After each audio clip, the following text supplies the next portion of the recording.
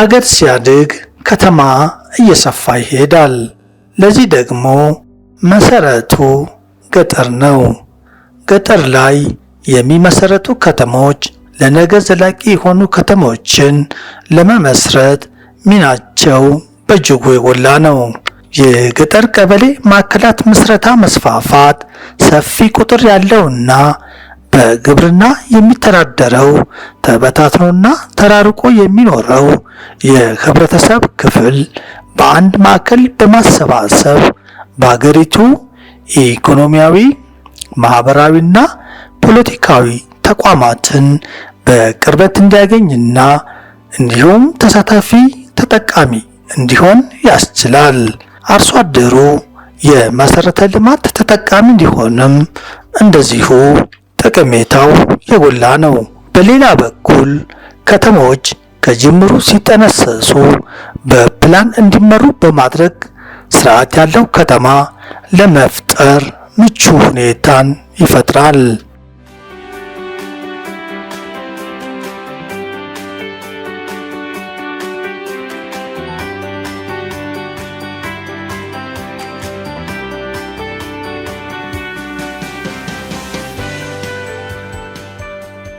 ለዚህ ሲባል ነው የአማራ ክልል መንግስት በአዋጅና በመመሪያ የገጠር ቀበሌ ማዕከላት ምስረታ እንዲስፋፋ ትኩረት ሰጥቶ እየሰራ የሚገኘው። ይህንንም ተከትሎ በደቡብ ወሎ ዞን 451 የገጠር የቀበሌ ማዕከላት ተመስርተዋል። ከነዚህ ውስጥ 228 የሚሆኑት ስኬች ፕላን ያላቸው ሲሆኑ ቀሪዎቹ ሶፍት ኮፒ ያላቸው ናቸው። ከነዚህ በተጨማሪ ከ60 በላይ የሚሆኑትን ደግሞ ወደ ማዘጋጃ ቤት ማሳደግ እንደተቻለም የደቡብ ወሎ ዞን መሬት መምሪያ መረጃ ያመለክታል። የቀበሌ ማዕከላትን በመመስረት ደረጃ የቃሉ ወረዳ ጮሪሳ ቀበሌ በጥራትና በፍጥነት በመስራት በኩል ሞዴል ሆኖ ተገኝቷል። እናም በዚህ ፕሮግራም የጮሪሳ ቀበሌ ማዕከላት ምስረታን ተሞክሮ ባጭሩ እንዲህ ለመቃኘት ተሞክሯል። እንደሚታወቀው የቀበሌ ማዕከል በአገር አቀፍ ደረጃም በክልል አቀፍ ደረጃም ህብረተሰቡ ተበታትኖ ከሚኖር ወደ አንድ ማዕከል እንዲኖርና ህብረተሰቡ የመሰረተ ልማት ተጠቃሚ እንዲሆን መንግስት ባስቀመጠው አቅጣጫ በ2010 አካባቢ ተጀመረ። በ2010 አካባቢ የጀመረው እኛ 024 ቀበሌ ቀጠጤያ የሚባል ቀበሌ ነው። እዛ ቀበሌ ላይ በተወሰነ ደረጃ ህብረተሰቡ ግንዛቤ ተፈጥሮ ወደ 51 የሚሆኑ ቤቶች ግንባታ የተገነቡባቸው ሂደቶች ናቸው ያሉት። ነገር ግን እስካሁን ድረስ የተሟላ መሰረተ ልማት ባለመሟላቱ ያው ህብረተሰቡ ቅሬታ እያነሳ ነው። ይብዛም ይነስም ግን ወረዳው በሚችለው አቅም የውሃና መብራት ተስቦ እንዲገባ የተደረገበት መንገድ ግን ደረጃውን የጠበቀ መንገድ የተሰራበት ሂደት ነው ያለው። ከዚህ ውስጥም አሁን ለምሳሌ በ2015 ከተሰጡት ውስጥ ኦፍ ኮርስ ወደ 80% የሚሆኑት ግንባታቸውን በማጠናቀቅና በመጀመር ላይ ያሉ አሉ። ይህንንም ሲሆን ከዚህ ውስጥ 35ቱ ግለሰቦች ኦልሬዲ አጠናቀዋል ግንባታቸውን፣ 23ቱ ደግሞ ግንባታቸውን በመጀመርና ጅማሮና የማጠናቀቅ ሂደት ላይ ይገኛሉ። ከ2010 ለተወሰነ ዓመታት ጋፕ ብሎ የቆየበት ሂደት ነበር ያለው በተለያዩ ሂደቶች። 2015 እንደገና በአዲስ የጀመርንባቸው ሂደቶች ናቸው ያሉት። በአዲስ ስንጀምር በጥናት መመለስ መቻል አለበት ነው። ምክንያቱም ቤት ተሰርቶ የመሰረተ ልማት ካልተሟላ እና በቀላሉ መሰረተ ልማት የማይሟላ ከሆነ ህብረተሰቡ ያው አይገባም። ቤቱ ደግሞ ላልሆነ ነገር ይውላል፣ በቀላሉ ይበላሻል እና ላልተፈለገ ዓላማ እንዲውል ይሆናል ማለት። ስለዚህ ከዚህ አኳያ 06 ለአስፋልት ቅርብ ነው፣ በቀላሉ መብራት የምናገኝበት ውሃ የምናገኝበትና መንገድ ደግሞ በህብረተሰብ ተሳትፎና ሌሎች ማህበራዊ ተቋማትም አብረን የምንሰራበት ሂደት ተብሎ በህብረተሰብ ጋር ውይይት አድርገን ይህ አካባቢ ምርታማነቱ በጣም ዝቅተኛ የሆነ መሬት ተመርጦ እዚህ ቦታ በቀበሌ ማዕከል ተወስኖ ያንን የቀበሌ ማዕከል ውሳኔ ደግሞ በወረዳ አመራር ለዞንም አሳውቀን እዚህ ላይ የጀመርበት ሂደት ነው ያለው። እስከዛሬ በሳር ቤት ነበር የምንኖረው። አባቶቻችን በሳር ቤት ነበር የወለዱን ያቆዩን። አሁን እዚህ ተለውጠን ይሄው ይሄ ቤት ሰርቼ ተመሬት ላይ በማግኘቴ በዚች ወጥተን ይኸው ተለውጬ ይኸው አላየሁትም ቤት አባቴ አላገኘውም ቤት ይኸው ቤት ሰርቼው ተለውጫለሁ ለኔ ማለት ነው። ካርታ ተሰጥቶኛል፣ ህጋዊ ሆኖልኛል። በቡክ ነበር አሁን ህጋዊ አግኝቼ መብቴ ተጠብቆ አግኝቻለሁ። ይህ የመንደር ማሰባሰቡ የቀበሌ ማዕከሉ ግንባታ ለኔ በጣም ትልቅ አስተዋጽኦ አለው። ምክንያቱም ቤት የለኝም ከዚህ በፊት። አሁን ይሄንን እድል ተጠቃሚ ሆኜ ግንባታ ጀምሬያለሁ። አሪፍ እድል ነው ለኔ። መሰረቱን አውጥቼ አሁን ያው ትንሽ የገንዘብ ጥረት ስላለ በዛ አጋጣሚ ግንባታውን አቁሜያለሁ። እቀጥላለሁ። እዚህ ደረጃም ይደርሳል ብለን አላሰብንም በሰዓቱ። እኔ አሁን ሲገነባ አካባቢ የመጀመሪያ ሰሪ ነኝ። አንድ ሁለት ሶስት ቤቶች ናቸው እዚህ የነበሩት እና ብዙ ቻሌንጅ ነበረው ሲጀምር። በጣም ከፍተኛ ተጋድሎ ነበረ እዚህ ቦታው ላይ። ሰውም አላመነም እውነት ለመናገር በዚህ ልክ ግንባታው ይገነባል ሰው እንደዚህ ይሆናል ተብሎ አልታሰበም። ግን ያው ወደፊት የሚመጣውን እድል ተጠቃሚ እንሆናለን ብለን በማሰብ ጀምረናል። አሪፍ እድል ነው። የኔ ብዬ ካርታው በስሜ የኔ የምለው ለልጆች የማወርሰው ዋስትና ያለው መንግስት ሰጥቶኛል። ቤቴ እዛ ጫካ ውስጥ ነው። እኔም ይሳካል ብዬ አልሞከርኩም ነበር።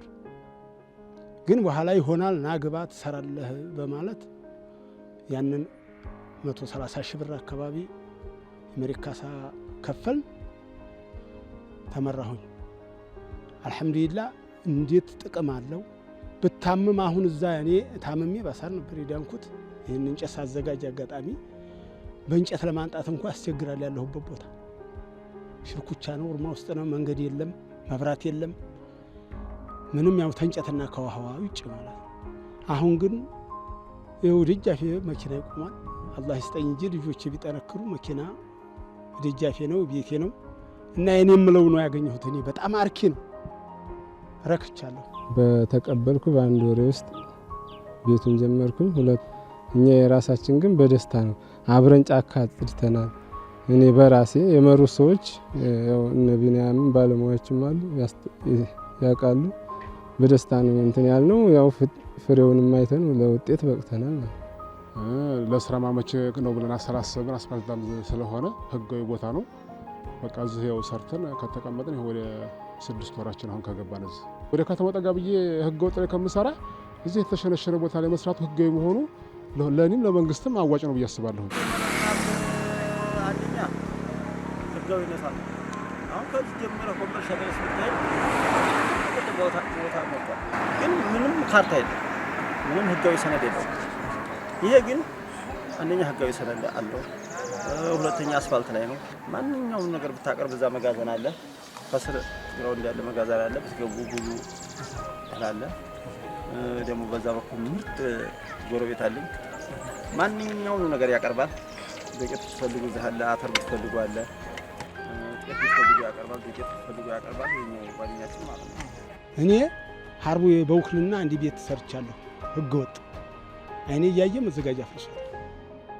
እንዲያውም ቆርቆሮና እንጨቱን ጭኖ ሲሄድ ነው ብር ከፍሌ ነው ያን የውክልና ቤት ያስቀረሁት። ስለዚህ እንዲያው ህገወጥን በቃ እንዲያው በነጣ ቢሰጡኝ አልቀበልም። ህጋዊ ስለሆነ ብዙ ሰዎች የሚኖሩበት አካባቢ ይሆናል። በሪ ላይ የሆነ ነገር መስራት እችላለሁ፣ ሱቅ ወይም ሌላ ነገር ብቻ የተሻለ የስራ እድል ይኖረዋል። አካባቢው ህዝብ በበዛ ቁጥር የስራ ተደራሽነቱ ደግሞ ከፍተኛ ስለሚሆን አሪፍ እድል ለኔ ጥሩ ቻንስ ነው ብዬ አስባለሁ። ያው አስፋልት ዳር ከመሆኑ አንጻር እዚህም ደግሞ ወደዛ አከፋፍላለሁ የሚል ሀሳብ ነበረኝ። ያው አሁን ጊዜው ትንሽ አስቸጋሪ ነው። ያው እንግዲህ ኢንሻአላህ በባንክ በምን ማመቻችተን እዚህ በቤቱን ተበድረን አውጥተን እንግዲህ መንግስት ቢያመቻችልን እዚህ ለመስራት ሀሳብ አለኝ። እዚህ ግራውንዱ ላይ መታየው መጋዘን አለኝ። በድፍረት እኛ እንሰራለን ብለን ወረዳና ዞን ባለሙያ ጋር ተግባብተን ወደዚህ ስራ ወደ ክለላ ተገባ። ያው ስንታገል ለማሳመን ስንጥር በአርሶ አደሮቹን 2 አመት ፈጀብን። በሁለተኛው አመት ተሳካ። ይኸው በጥሩ ሁኔታ ላይ ነው ያለው። በፊት ትንሽ መጀመሪያ ላይ ያው ህዝቡ ሳያምን ስለቀረ ማንገራገር ነበር ባለ ይዞታ ላይ ተመዝጋቢውም ላይ። አሁን ጀምረ ነው ሲያው የተሻለ ሁኔታ በጥሩ በሚባል ላይ እየሄደ ነው ያለው። በዚህ ዘርፍ ውስጥ የቀበሌ ማዕከላትን ከማጠናከርና ከማደራጀት ከማስፋፋት አኳያ በርካታ ስራዎች ተሰርተዋል። በዞናችን ውስጥ 451 የቀበሌ ማዕከላት በተጨባጭ አሉ። ከዛ ውጭ ያሉትን ወደ መሪ መዘጋጃ ከ60 በላይ የሆኑ ወደ መሪ መዘጋጃ ያሳደግንበት ሁኔታ አለ። ከነዚህ ከ251 ቀበሌ ማዕከላት ስኬች ፕላን ያላቸው 228 ናቸው። ከዚህ ከ228 ደግሞ ሶፍት ኮፒ ትክክለኛ ፕላን የሚባለው ሶፍት ኮፒ ያላቸው ሲሆን ነው 225ቱ ሶፍት ኮፒ ያላቸው እና ያው በሁሉም የቀበሌ ማዕከላት ከፍተኛ እንቅስቃሴ ያለ ስፔሻሊ በዚህ 2 ዓመት ውስጥ በተሻለ መንገድ የቀበሌ ማዕከላትን ጥቅም አርሶ አደሩ ያው በመገንዘብ ወደዚህ ስራ በስፋት እየገባበት ያለበት ሁኔታ አለ ማለት ነው። ቀበሌ ማዕከል አንዱ በደቡብ ወሎ ዞን መሬት መምሪያ እንደ አንድ ቡድን ተደራጅቶ የአርሶ አደሩን ችግር ለመፍታት የተቋቋመ መስሪያ ቤት ወይም ቡድን ነው። ከዚህ አኳያ የቀበሌ ማዕከል አርሶ አደሩን ማሰባሰብ አንደኛ አገልግሎት በቅርብ ለአርሶ አደሩ ለመስጠት ከፍተኛ የሆነ ጠቀሜታ አለው። በሁለተኛና ዋናው ደግሞ አሁን ከፍተኛ የሆነ ችግር ሆኖ ያጋጠመውን የህገ ወጥ ቤት ግንባታ በከፍተኛ ሁኔታ የሚያቃልል ችግር ነው ስራ ነው እየተሰራ ያለው። ወደ 130 ሺህ አካባቢ ተጠቃሚዎች ግንባታ ጀምረዋል። በእነዚህ የቀበሌ ማዕከላት ግንባታቸውን ጀምረው ግንባታ ሂደቱን እያስኬዱ ያሉበት ሁኔታ ነው ያለው። ወደ 3580 አካባቢው ተጠቃሚዎች ወይም አርሶ አደሮች ደግሞ በየቀበሌ ማዕከላቱ ግንባታቸውን አጠናቀው ካርታ ተጠቃሚ ሆነዋል። ካርታቸውን ይዘው ህጋዊ የሆነ ዋስትናቸውን ለብድርም ለመሸጥም ለመለወጥም ከፍተኛ የሆነ ጥረት እያደረጉ ያሉበት ሁኔታ ነው ያለውና በዞናችን እያጋጠመ ያለውን የህገወጥ ግንባታ መስፋፋት በከፍተኛ ሁኔታ የሚቀንስ አርሶ አደሩ ህገወጥ ማሳ ላይ ህገወጥ ግንባታ ከመገንባት በፊት በቀበሌ ማዕከል እየተሰባሰበ ይህን ስራ ካጠናከረ በእርግጠኝነት የተሻለ ስራ ይሆናል ብለን ነው የምናስበው። ሰው አንደኛ ሁሉ ትምህርት ቤት አሁን ልጆች እኔ አርቄ ነው የማስተምረው 07 ዛ አሰለል የሚባል ነው የማስተምረው። አንደኛ ትምህርት ቤት፣ መብራት፣ ውሃ በራሴ ጥረት ነው 600 ሜትር ፈጅቷል። ቱቦ ምንጭ ነበረች አንዷን መንደር ወስደው ተደዛ አንዷን እኔ ዙሪያዋን ገንብቼ ታንከር ሰርቼ አሽጌ እዚህ አምጥቻት ለኔም እየተጠቀምኩ ነው። እዚህ የገባው በሙሉ ውሃ ሳይቸገር ያው ለይሄ ጊዜያዊ ነው ለጊዜው ሰው ሳይቸገር ውሃም ሩቅ አልሄድም እያለ እየገባ ያለበት ነው ያለው።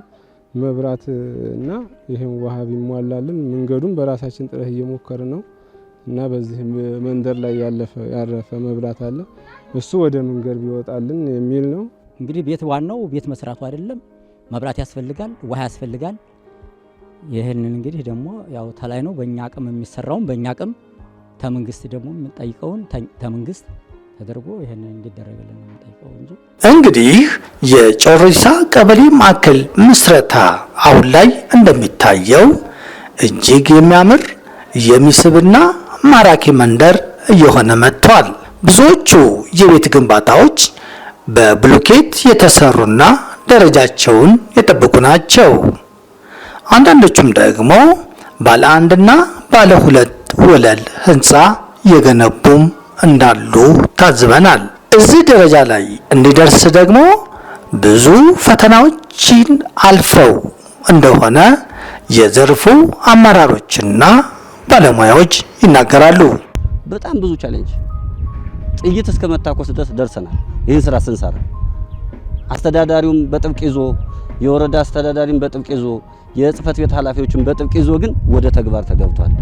ወደ ተግባር ስንገባ 2010 አልተሳካም። ነገር ግን 2015 ላይ ወደ ተግባር ምዕራፍ ገባ።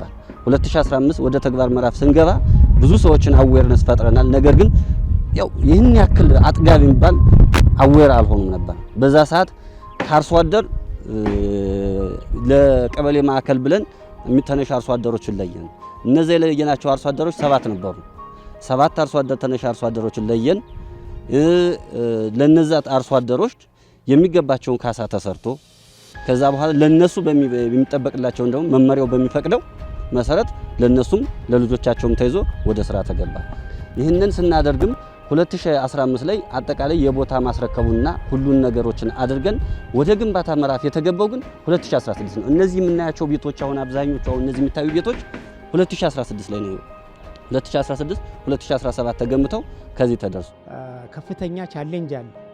በአንጻሩ ስናየው ፍላጎቱ በተወሰነ ደረጃ ተወሰነ አካባቢ ሲኖር በተወሰነ አካባቢ ደግሞ ከፍተኛ ቻሌንጅ አለ። ወደ ቀበሌ ማዕከላት ግንባታ አርሶ አደሩ ወደ አንድ ማዕከል ከማሰባሰብ አኳያ ወደ ስራ ስንገባ ከፍተኛ ቻሌንጅ አለ። ምክንያቱም አርሶ አደሩ መሬቱ እንዲመራበት አይፈልግም። እንደገና ደግሞ የተሻለ ግንባታ ይኖራል ብሎ አያስብም።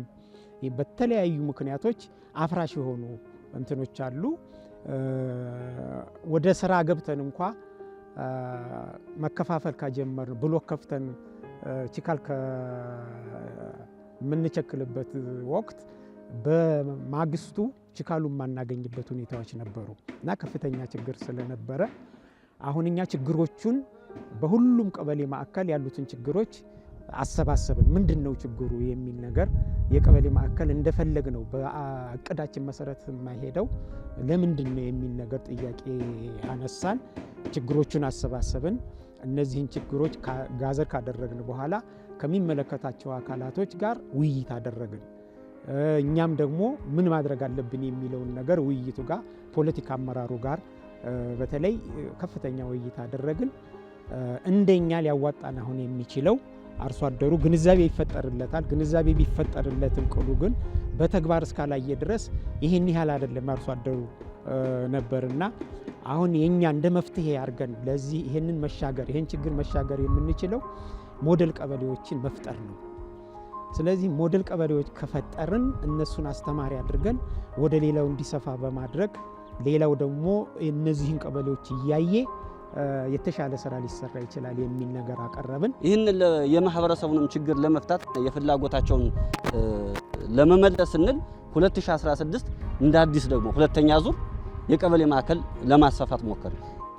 ጥቅል በአንደኛ ዙርም በሁለተኛ ዙርም የተሰጡትን ስንደምር ወደ 229 ገደማ የሚሆኑ የማህበረሰብ ክፍሎች በዚህ የቀበሌ ማዕከል ተጠቃሚ ለማድረግ ሞክረናል። አርሶ አደሩ መብት መከበር መቻል አለበት ነው።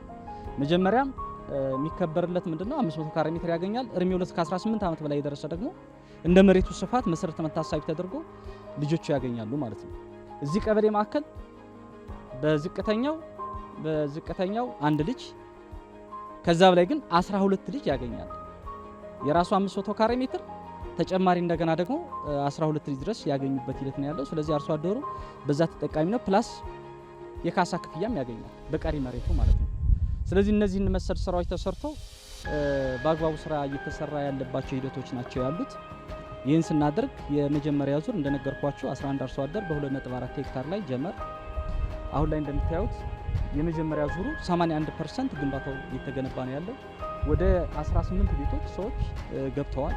አሁንም ያልተሟላላቸው ሂደቶች አሉ። በተለይ የመብራት ችግር ገጥሟል። አሁን የገቡት ሰዎች ከሌላ ቦታ መብራት ስበው ነው። ይህን እንግዲህ ለዞንም ለተለያዩ አካላትም ማመልከት የቻልንባቸው ሂደት ናቸው ያሉት።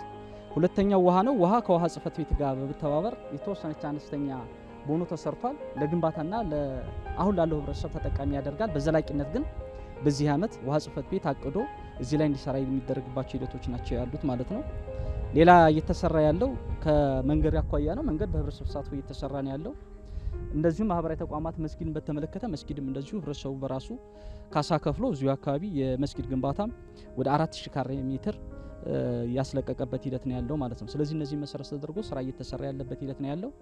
በአጠቃላይ ግን አሁንም የህብረተሰቡን ግንዛቤ ከፍ በማድረግ በቀጣይ ደግሞ ይሄ ነገር እየሰፋ ይሄዳል ማለት ነው። ከዚህ ተንስተን 07 በስፋት እየሰራ ነው ያለው 08 04 05 034 እነዚህ ቀበሌዎች በስፋት በቀጣይ የምንሰራባቸው ሂደት እየተፈጠረ ነው ያለው።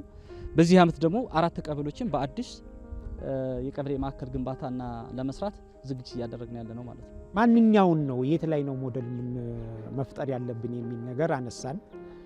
መፍጠር ያለብን ችግር ያለባቸው ወረዳዎች ላይ ነው።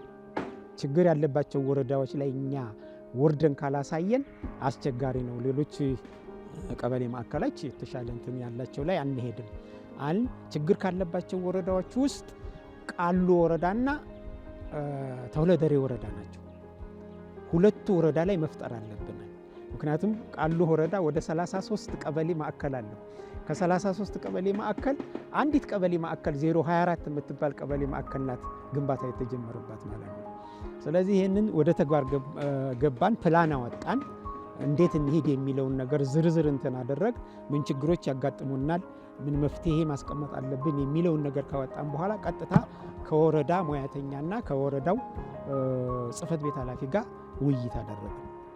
ይሄ ትክክል ነው ተቀባይነት አለው በዚህ ካገዛችሁን እንሰራለን የሚል ማንኛውን ቀበሌ እናርግ የሚለውን ነገር ተወያየን።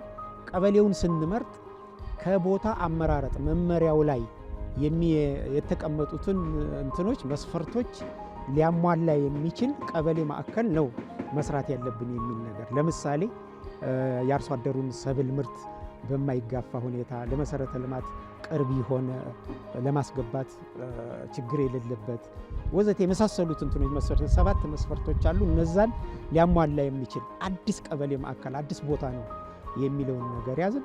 ይችን ቀበሌ እነሱ መረጡልን። ከዛ ያው እነሱ ጀመሩ የህዝብ አዌርነስ መፍጠር ተጀመረ። እኛም አዌርነስ ሲፈጥሩ እኛም ክትትላችንን ድጋፋችንን አዌርነስ በሚፈጠርበት ጊዜና እኔ ራሴ ህዝብ ውይይት ላይ 2 ጊዜ ተገኝቻለሁ ማለት ነው። እና እንዳሉትም ከፍተኛ ቻሌንጅ ነበር እና እሺ ይልሃል ደግሞ በኋላ የሚያፈርሱ ኃይሎች ነበሩ። ይሄንን ጠንክረን መውጣት አለብን ከተሸነፈን ሌላውም አካባቢ መስራት አንችልም የሚል ነገር እኛም መያዝን ድጋፋችንን ቀጠልን። ያው ወደ ተሻለ ወደ ግንባታ ሲገባ እና የተወሰኑ ቤቶች መሰራት ሲጀምሩ እነዛ ሰዎች እንደውም ቻሌንጅ የሚያደርጉ ሰዎች መሬታችን አይሰጥም ምናምን ወዘተ የሚሉ ሰዎች አምነው የመጡበት ሁኔታ ይቅርታ የጠየቁበት ሁኔታ ነበር ማለት ነው። እና ይችን ቀበሌ እንግዲህ ዋናው አሁን እንደ ሞዴል ልትሆን የሚገባል ብለን እኛ አሁን ያረጋገጥነው ነገር አንደኛ ከቦታ አመራረጥ ጀምሮ ትክክለኛ ቦታ አመራረጥ ነው። ሁለተኛ የህዝቡ ተነሳሽነት አሁን እየጨመረ በመሄዱ የተሻለ ከተማ መመስረት እንደሚቻል ኮሚቴውም እንደዚሁ መዋቅሩ በጣም የተጠናከረ እየሆነ የሄደበት ሁኔታ ነው ያለው። አሁን እኛ እንደውም በጣም የምንሰራው የነበረው መዋቅሩ ላይ ነው። መዋቅሩን እንትን ካላደረከው ያው ሽባ ሆኖ ስለሚቀር መዋቅሩን የማጠናከር የመደገፍ እንትን ነበረ። እየተጠናከረ ሲሄድ ወደ ተሻለ እንትን የሚደርስበት መንገድ እንዳለ ተረዳን። አሁን ከዛ ወዲህ አሁን ይሄ ከተሰራ ወዲህ ምን ጥቅም ተገኘ፣ ሌላው ምን ትምህርት ተወሰደ ተብሎ ቢጠየቅ አሁን ይቺ ቀበሌ አንድ ቀበሌ ማዕከል ነበረ ያላት ያልኩህ።